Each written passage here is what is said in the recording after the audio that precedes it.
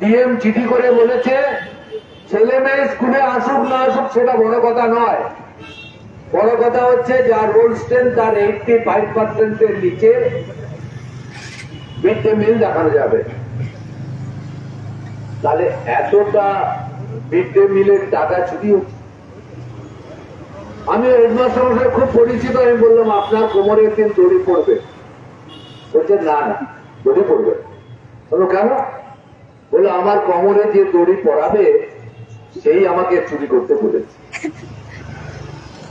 মানে এর থেকে খারাপ অবস্থা কি? 8000 স্কুল উঠে গেছে, স্কুল কলেজের ছাত্রছাত্রী কমে যাচ্ছে, নামি দামি কলেজ ইউনিভার্সিটিতে আসন ফাঁকা থাকছে, স্কুল ছেড়ে দিয়ে দলে দলে পরিযায়ী শ্রমিক হয়ে বাইরে চলে যাচ্ছে, আর ছাত্রছাত্রী নেই বলে 8000 স্কুল উঠে যাচ্ছে।